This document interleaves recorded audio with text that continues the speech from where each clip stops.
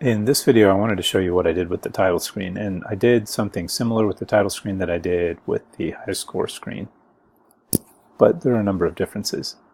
First of all, the title screen camera, let's go align view to selected, starts right here, and if I zoom out, you can see that one of my levels is over here. I believe it's level 9, and if I do that again,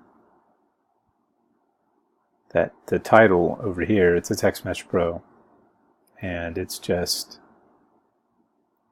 sitting there, and it's actually not going to move. What it does is pan the camera. So this is the camera text, this is the Belvedere title text, and then over here is the camera, and I've got two scripts: scrolling camera and a title menu. I had it using the pause script from the first-person shooter Starter Kit Pro, but I scrapped that and used some of the same concepts to make this one. So let's take a look at the scrolling camera first. You can see that it's got an initial X and a final X and a speed. And it doesn't do a whole lot.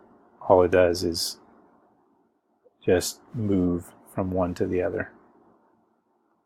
It uses this to slow it down a little bit or speed it up, as you want to, however you want to look at it. Now it actually doesn't pause the game, so when it starts up in the background in the blurry, there's a working Belvedere game with no ghosties, but you can goof around with the arrow keys. And it looks like it is racking up a score right now. I wonder, it might even save the high score. I don't know. I haven't thought about that. Anyway, so you hit play and it goes to level 9 just instantly. It just chose level 9. That's how I put it together. But in the future I may set up a level select screen or something. I'm not sure. And then when you die, then it goes to the high score screen. There. So to go back out, I'll show you more of the other script. There's title screen camera and there's this title menu. It's not too complicated. It starts out by turning the menu on. It turns the, let's see, it says it sets the camera off, false, but then it calls title on to set it to true. I forgot why I did that. And then, and I didn't comment it apparently. Wait. Huh. I'm not going to think about that very much. And then blur, it turns the blur on and off when the title goes on and off. And then it adds this one button. And that's pretty much it. There's also a delay. Did I set that up? No. Looks like I didn't end up using this. But actually, when you go to the, watch this. When you go to level 9, when you push the play button, it was previously incredibly abrupt. Now, I'm not saying it's just utterly smooth right now, but when I press it right there, you can see a little jerkiness behind it, but it smooths it over and then waits a sec with a blur and then lets you play. And that's a lot smoother than what it was. So to do that, in the pause menu for this level, here,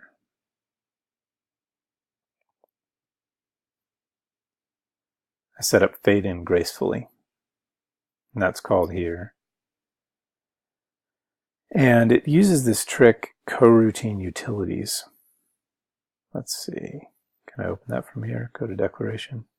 Yeah, which is just this one thing that it encapsulates the IEnumerator wait for real time in another class.